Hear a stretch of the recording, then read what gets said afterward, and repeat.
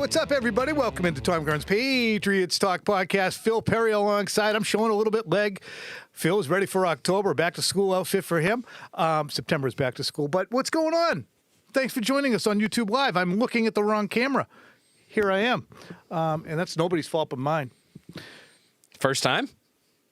Grab-ass walk-through practice today. We're going to detail some of that. Garrett Bradbury on what makes Drake May so different. And the always unconventional Keion White are going to be conversation topics. We're also going to I'm just going to read it. Get your readers. Where are the specs? Get them out. We'll also give out the top 3 areas that could be a boost, that could use a boost. Gee, and the most hard-fought camp battles when the pads come on Monday. But first things first, Phil, and sorry for everybody. You tune in, you want a professional podcast. It's Friday afternoon. You set some time aside to hear what happened in the walkthrough, and you got me grab-assing around at the start of the thing. No. Phil, how'd it go out there? Talk about battling. Yeah, my guy, you're doing great. Everything's fine. Thank you. Everything's fine. Thank you. Very slow practice today. This was a walkthrough.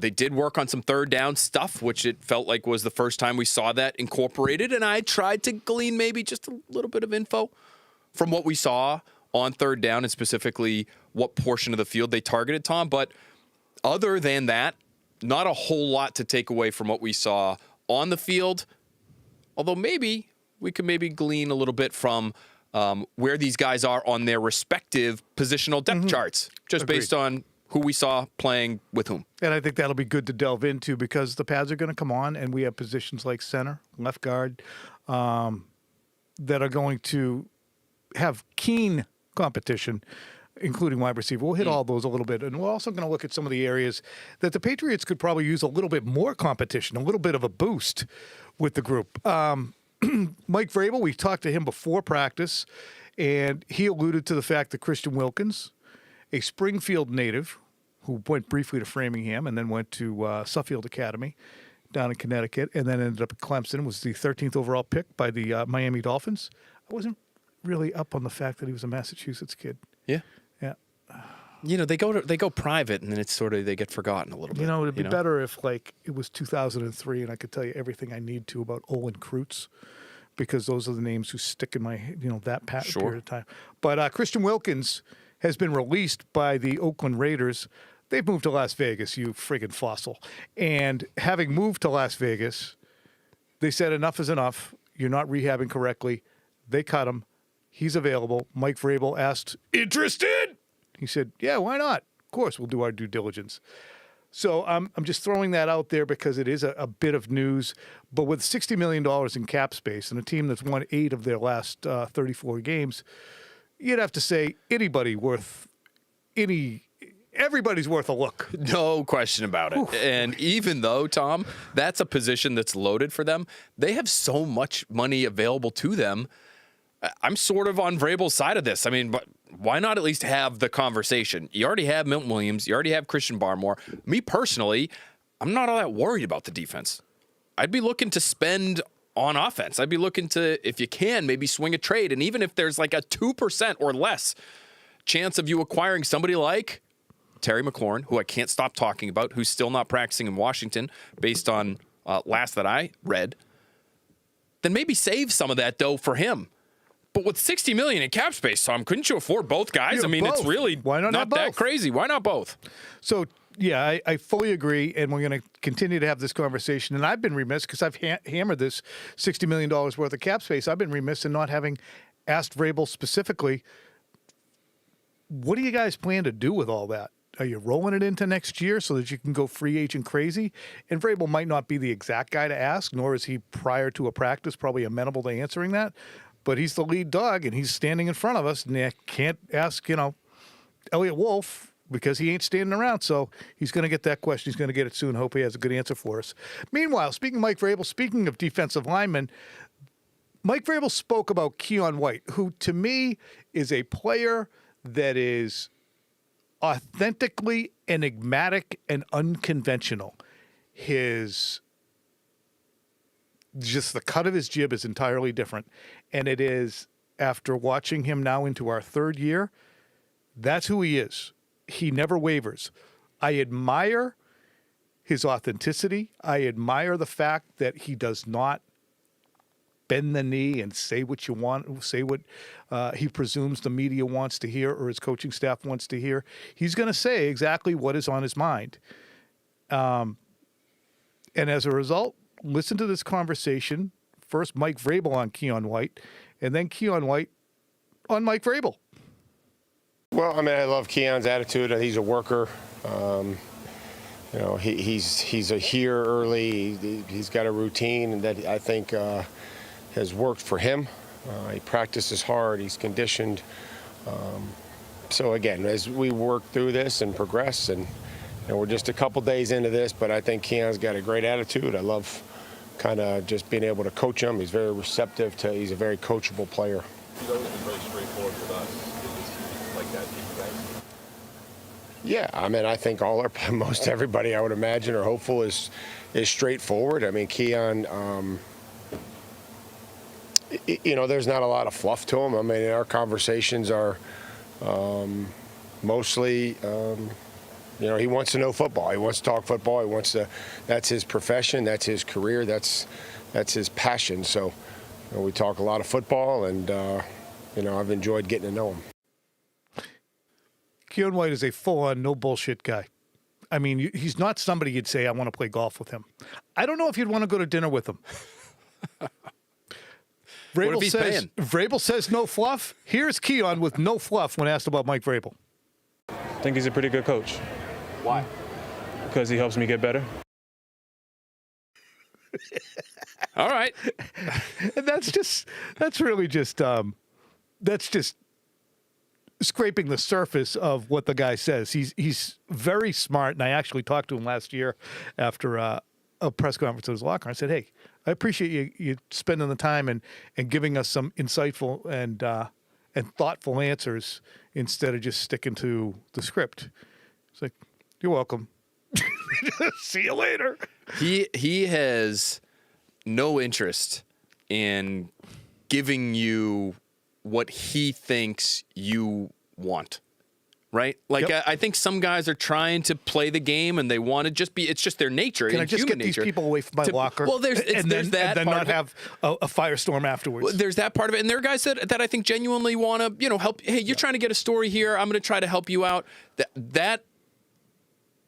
That's not there with Keion White, and all the power to him. It doesn't have to be there for him. That's not necessarily part of his job. He's always available. He's always willing to talk. I give him credit for that.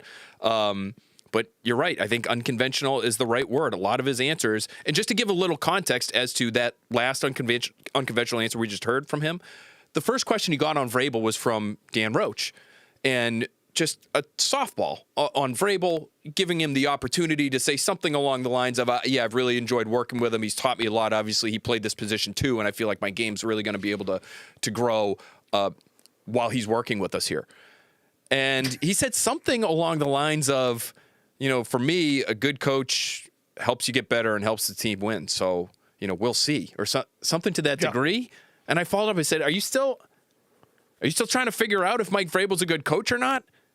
Which, if he is, that's fine. He did win Coach of the Year. He brought some pretty mediocre Titans teams to the playoffs. Like, he's your head coach now. You've had a chance to work with him. And it still felt like it was TBD as far as Keion White's concerned as to whether or not Mike Vrabel's actually good at his job.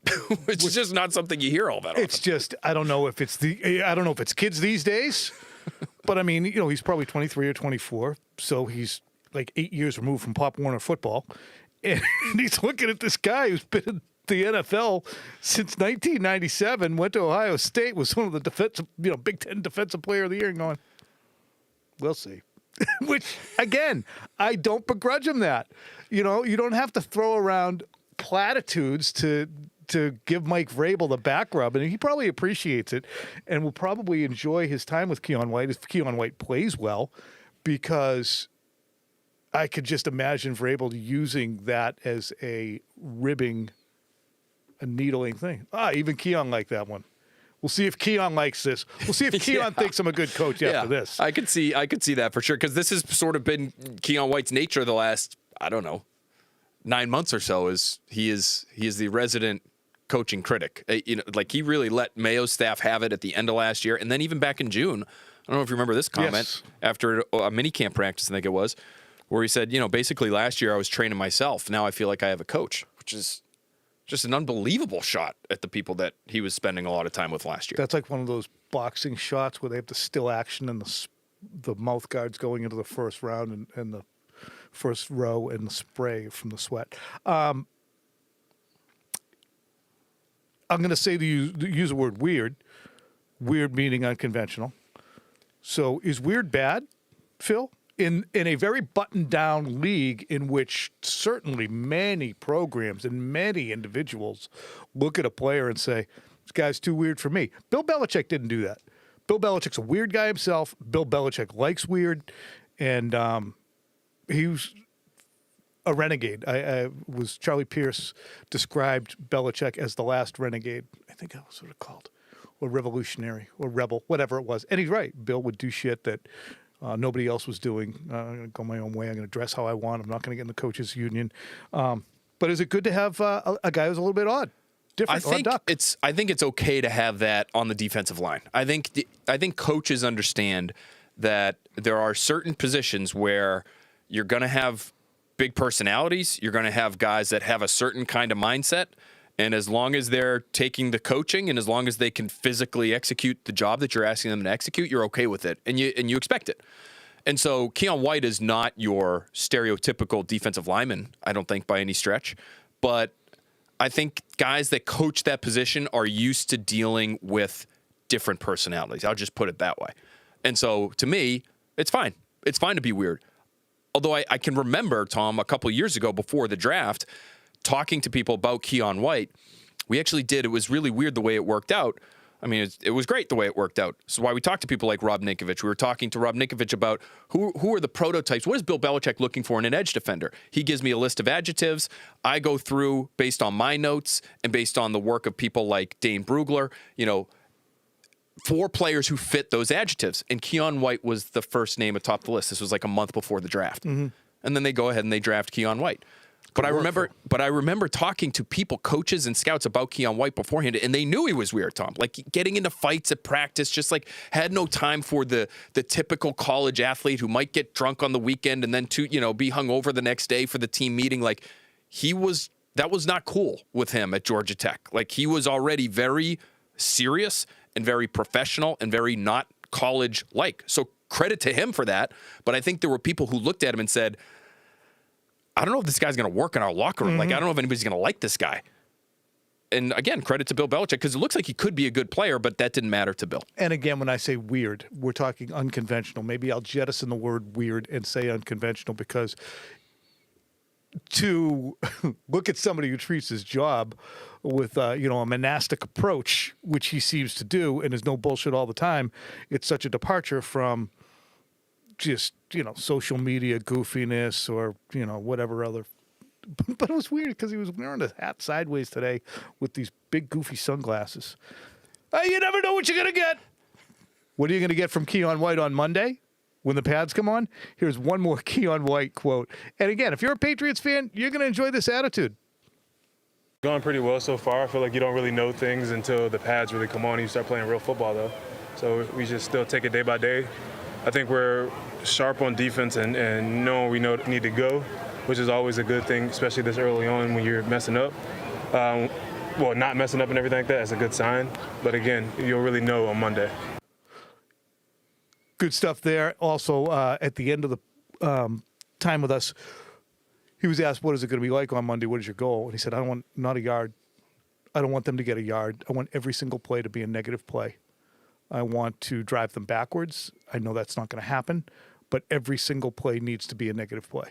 So that's the mindset that he will be bringing on Monday. Do you think it's a stretch to call him a top 5 most important player on the Patriots defense this year? He is. Yeah, I mean, they got no pass rush. Milton Williams is a 6-sack guy. Barmore from the interior is going to be, at best, a 4-sack guy. Really? I shouldn't say that. Barmore, at best, would be an 8-sack guy as an interior defensive lineman at his size. Probably will be around 4 or 5. You need somebody on the edge. You need 10 from Landry. You need 9 to 12 from Keion White. You need to have, I don't know, are they going to send linebackers and get your, or are they going to get their standard 4 sacks from the Tavai Bentley, Tavai, Robert Spillane. Bobby Spillane.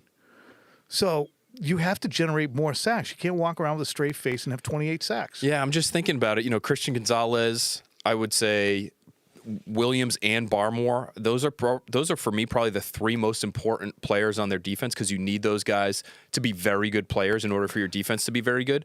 Keion White might be the next guy on that list. That's why I did a shitty job answering that question. Keion White can be unlocked. He needs Barmore and Williams, especially Barmore. Barmore, I think, can unlock Williams because Barmore's in a familiar position. Williams is in an unfamiliar one.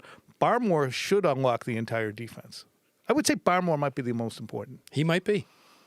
And you know what? The more we talk about this, you think about Barmore maybe unlocking Williams. Okay, you can't double everybody, right? So the interior is going to have to deal with those guys. Maybe that allows for Keion White, who last year, Tom, honestly, at times, especially early last year, remember he had the really good game against Cincinnati, and then thereafter, because they didn't have much in the way of individual pass rushing threats, I think he did see a fair amount of attention on third down, for example, because who else were you going to double White? on that Patriots defense last year? So I think that might have helped limit him. Now maybe he sees fewer of those doubles and he's working in more one-on-one situations, and maybe that helps him get bigger numbers. I'm going to go sidetrack for just one quick second, Sure. too, because my guy Pete Kendall, your guy Pete Kendall, former 13-year NFL lineman, played guard for the Jets, Washington, Seattle, first-round pick. His kid Drew is down with the Eagles right now. But we were texting back and forth after I finished up last night, and we were talking about this because I had mentioned that he expressed some just concern that Milton Williams is going to be the Milton Williams people hope to. And I said, what did I say here? Because it's good. It's basically what you've been saying. The league has gotten so specialized now, especially at defensive line. You think the Williams kid will pan out? I said, I think he will hit I think I'm taking it right through it. I think he will if Barmore can hit his potential, because Barmore should attract a shit ton of attention. Pete says, again, longtime NFL player. Yeah, maybe in the run game it's just X's and O's, but they will look for matchups. If Williams can't hold up, good teams will check with me and find ways to lean on him. So we'll see on that. But he's just terrific. We got to get him on. And he gives more insight. And I mentioned you. I said, that's what our guy Phil keeps saying. He goes, the Senator.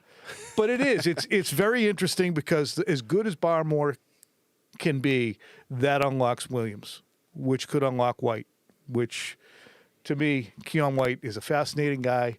And he's got, like Kyle Duggar, a set of athletic skills that is rare. Yeah, somebody in the league explained him or described him as a more explosive Trey Flowers to me, which I thought Trey Flowers is a really, really good player. And he got paid like he was a really, really good player by the Detroit Lions eventually.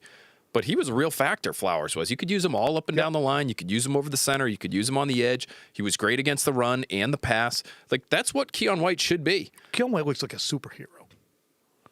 I mean, he looks, his body type, When it is remarkable when you look at his body type and the position that he plays, understanding how valuable it is to have really talented people there, and just understanding how athletic he was. You know, he had plays on his college tape where he's running with running backs on wheel routes down the sideline, stride for stride. And he's almost 290 pounds at Georgia Tech, running with 190-pound running backs. It was amazing to see, and he goes in the second round. And maybe that gets back to the personality stuff that I think teams did have some trepidation with when he was coming out. From what I understand, Bill would have been amenable to taking him at 17. I agree. And was going to do that until Christian Gonzalez ended up at 17. And I don't know if he reluctantly or said, I have to go by our board here. But they were fortunate enough that enough people found Keion White unconventional enough to take him in the second round. Well, remember they traded down. And I think part of the reason they traded down from where they were initially was because they liked both Gonzalez and White. And they said, well, if we move from here to here, we'll get at least one of these guys. Right. And they ended up with both. That's good stuff. Hey, you got to say it when it was a good one. That was a good one. Go on. Good Go job on, by them. Go on. Meanwhile, if Keion White's going to get a whole crap ton of negative plays against the offense, he's got an offensive line to go through. We had a chance to talk to Garrett Bradbury today, the center from Minnesota, who's come over as a free agent, and he was terrific talking about Drake May and the things that he has seen from May off the field that are different. What has impressed you so far about the way Drake May does the job? I can't believe how mature he is at such a young age. You know, I spent a lot of time with him this spring, and I have to remind myself he's 22, right? He's light years ahead of where I was as a rookie, where most rookies I've seen. He understands the weight of the position he plays. He's always picking my brain. I got to play with Kirk Cousins for a long time, who is phenomenal. He is a pro's pro, did everything the right way. So he's saying, what would Kirk think of this? What were his preparations like with this? So any way I can help him, that's why I'm here. Because I think everyone knows he's got a bright future. So Garrett Bradbury, I think, amplifying what we've already kind of been establishing. Very mature player. Do we have the other quote that I had in here? That's all you got. That's no problem. But just really amplifying how professional he is, how mature he is, and we don't know. He might turn into a friggin' pick machine. He might not be able to back away from center. He might be lining up behind the tackle. We don't know. But the things that are important off the field are present, which is exactly what you want from a franchise quarterback. Agreed. We got a new guy saying it. We're going to use it.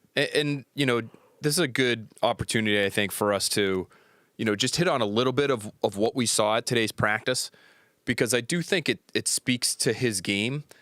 And I don't know if it speaks to the maturity of his game or the aggressiveness of his game. But I'll lob it to you once I note that a lot of their third down work today, and they ran a lot of third down plays. Again, all half speed. Not a single throw made in anger today. But a lot of third down plays, and the vast majority, I thought, targeted over the middle of the field in that about 10 to 20-yard range down the field. Not a lot of bombs down the right sideline, which you and I have both noted appeared to be his best kind of throw and his most explosive kind of throw as a rookie. But if you go back and you look at some of the numbers in his work in the middle of the field in that intermediate area, 10 to 20 yards, he was really good. He averaged over 11 yards per attempt. He had an over 100 quarterback rating. He completed almost 70% of his passes in that range. And when you look at it with the field broken up into certain sections, short, left, right, center, medium, left, right, center, deep, left, right, center, that was one of the best areas for him to work all season last season. And I just wonder, it's probably, Tom, in part because this is who they have as weapons. Yep. They've got a lot of intermediate, not deep types of weapons. Quick enough guys who can cross the field, and I think you're going to have guys run away from coverage to get open at times in this offense, just based on who they have. But I also think it could be Josh McDaniels looking at Drake May and saying, listen, one of the reasons you got drafted 3 overall was he made some, and you watched his North Carolina tape, as everybody, basically in this market did ahead of the draft, but he was really aggressive over the middle, and he would float it over linebackers and in front of safeties and on the move with really good touch at times. He was a really talented middle-of-the-field thrower, and I wonder if that's something that Josh McDaniels tries to drag out of him even more in his second year. That's just one thing that I noticed from today's third down work. It was like, boy, they are peppering that area of the field, and that to me could be an offensive coordinator doing a good job of accentuating his quarterback's skill. Yeah, and again, taking advantage of the guys he has out there. Kendrick Bourne was not out there at the outset last year because of his ACL. Demario Douglas is tiny. You can't pound the hell out of him. Kayshon Boutte is, kind of miscast as an interior receiver, but now you have Bourne who can work the middle. You got Diggs who can work the middle. You have Douglas. They all should be able to work the middle, but these guys can excel at it, and they have experience doing it. The funny thing to me about May is that's where, to me, his inaccuracy showed up when you watch North Carolina tape, was inaccurate and high and wild down the middle. Floating it sometimes. Yeah, it just he would open up, and then it would kind of go off to the right, or he would open up and throw it into the ground. So it would be either held it too long or got rid of it too early. That's, to me, it's another indication that the kid can improve. He can take something that was a minor hey, we got to work on this and turn it into his second year is we're going to really actually feature this. I think he probably became more consistent at it as a rookie. I can remember our buddy Steve Palazzolo, who does a ton of work on all the quarterbacks every year coming into the NFL. He's now at the 33rd team. Him and Sam Monson do a great job with their podcast.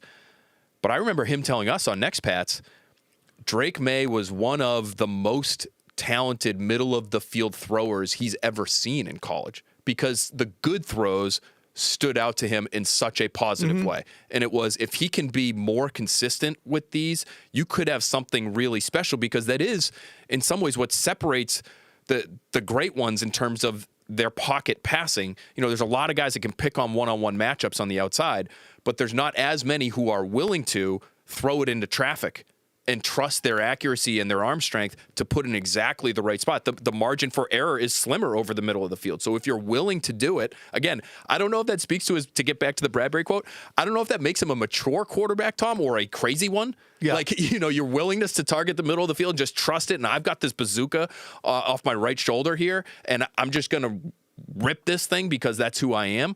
Or if he's just so in tune with how his mechanics work and where he can put the football, that's why he decides to do that. But either way, I think it can be a real strength of his game, and I think McDaniels is going to ask him to do it quite a bit. Phil, do you think that by the end of the decade, we might look back at 2022 and 2023 as being the best things that could have happened to the New England Patriots? Because had Josh McDaniels not gone anywhere and Mac Jones continued to flourish, I see what you're saying. Yeah. then he would still be the quarterback right now, and he would not be able to throw to the sidelines with great velocity.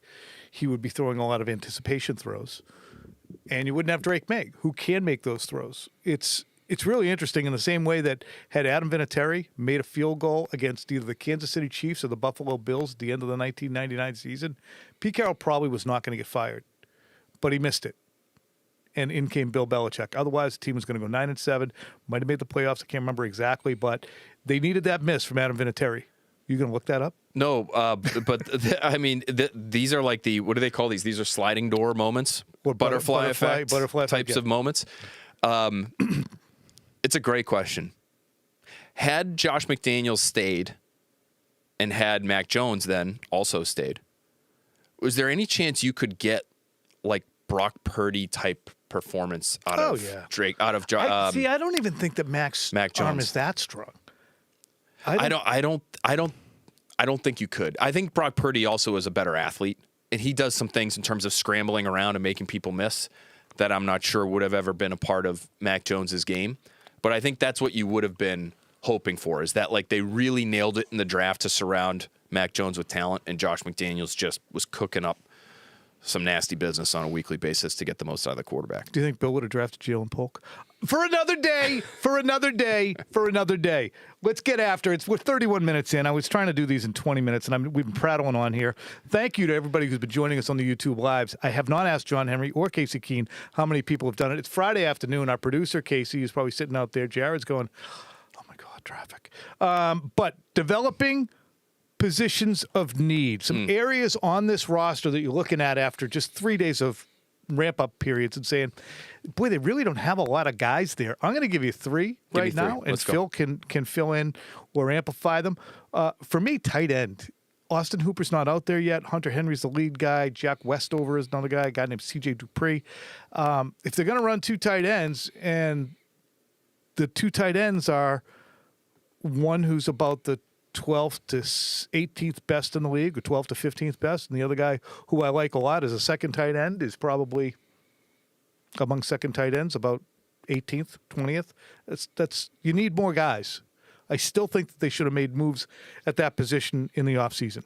So tight end, I'm concerned about kicker. I would like to see a veteran kicker in here. Probably not going to happen, and I might be premature on that whole thing, but I do not like rookie kickers as a rule. And then finally, I'm just going to give you those two and then let you go.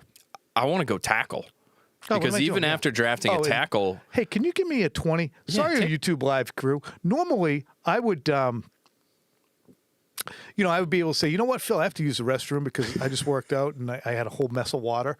And and I did in the gym here. But I had so much water that I'm not really going to be able to hold much longer, and I'm not want to cut it short. So I'll be back in a second. Wait, so you just want me to just prattle on, as you like to say? All right, there goes Tom. Had a lot of water, fully hydrated. TC. Tommy Waters is what we're going to call him moving forward. That's a first. That's a first. But hey, we're relatively new to the YouTube live game here, and that's going to happen. That's going to happen. You got an older gentleman there in Tom Carr. I mean, just so much wisdom, so sage. He's going to have to use the restroom occasionally in situations like this one when we've been talking for 33 minutes and 30 seconds. I'll tell you why I don't love the depth at tackle while Tom is gone. Yes, they have Will Campbell at left tackle. Yes, they have Morgan Moses at right tackle. And the situation is much better than it was a season ago. After those two, the picture gets relatively bleak. The clear-cut number 3 tackle on this team right now was a guy who got a lot of starts last year. And it's not Vidarian Lowe, who's been a little bit banged up, and we haven't seen him. It's Demontre Jacobs. And so Demontre Jacobs looks like your backup right tackle, certainly. That's primarily where he has been repping with Drake May. He's been giving Morgan Moses a breath every now and then. Morgan Moses, well into his 30s. I think they're just making sure that they don't wear this guy out early in training camp because he's really important to what they're going to do this year. So Demontre Jacobs has been filling in quite a bit for Morgan Moses, but today we actually saw him on the left side as well. But after Jacobs, who himself was kind of a borderline 53-man roster guy when the Patriots ended up with him early last season, is kind of it. Because at left tackle, the primary fill-in for Will Campbell at left tackle, and he hasn't repped with Drake May, from what I've been able to tell, is another rookie, Marcus Bryant, the 7th-round pick out of Missouri. Now, that name might be familiar to some of you, but it won't be familiar to most of you. 7th rounder, massive human being, 6'7". He was the left tackle at Missouri, while Armand Membu, who we thought could potentially be the Patriots pick at 4 overall, was at right tackle. He transferred from SMU. People were wondering, why is Armand Membu still playing on the right side? Like, if he's this good, can he play left tackle? Well, they had a transfer from SMU, who was more accustomed to playing left tackle. That's Marcus Bryant. So if you lose a tackle, Tom's back with us now. Feeling lighter, I can tell, just by his gait. There's no reason to have that kind of stress on you. I mean, we're all friends here. The audience is friends. We are. I think that's totally fair. There's not a single person out there watching this right now who says, I can't believe that just happened. Yeah. Not a one. And that's okay. If it was a sitcom, then you'd be surprised. Why would I be surprised if it was a sitcom? If a guy in a sitcom left. Never mind. Such a weird thing to say. I'm not having a good day with the brain. Anyway, we got to it, Tom. We got to the tackle situation. It's if somebody goes down, it's Demontre Jacobs, and then it's Marcus Bryant potentially. I think what really hurts them, and maybe he ends up contributing at guard, is the fact that Caden Wallace is not a tackle option. He's been playing guard this camp. You used a 3rd-round pick on him last year in the hopes that he might be able to start for you at left tackle last year. Mm-hmm. And now he's not playing tackle at all, right or left. Well, they have Chooks Okorafor. They did have Chooks Okorafor. So that's good for them this year. I think Chooks is going to come into his own. Is Chooks with a team right now? I think he is. He might be. I think he. Yeah, we should figure that out. He did. Because somebody had a question about him. They asked me at one of the owners, it might be the Ravens or somebody. They're like, what happened with Chooks? I'm like, last item, we're going to let you folks go. We're going to let ourselves go, and Casey and Jared. What are the position battles that are really shaping up that you didn't expect? I'm gonna mention one. Efton Chisholm, I think his positional battle is he's battling himself. I thought the little fellow was going to be a shoo-in, but the amount of time Booty is out there is showing me that that's going to be a spot that our guy is going to have to battle for. Phil, you also want to do some wideouts. I do. I think, it'll be interesting to see how many guys they want to keep. But right now, it looks to me like Diggs, Douglas, Kyle Williams, Kayshon Boutte, and Kendrick Bourne would be your top 5. Now, if you only want to keep 5, that's fine. But to me, those last 2 names I mentioned, I think are battling for a fifth spot because eventually Mac Hollins is going to be on this roster. He was given $3.5 million guaranteed. They're not saying goodbye to him and just letting him walk away with that money. So he's going to be on the roster. We'll see when he eventually comes back. He's on PUP. If they only want 5, Tom, to me, there's a battle between Booty and Bourne because those other guys are all making it. And I think right now you'd have to give the edge to Booty because he's the one who's working a little bit more with the top group. Today, and again, it was a half-speed session, but Kendrick Bourne spent a lot of time with Josh Dobbs.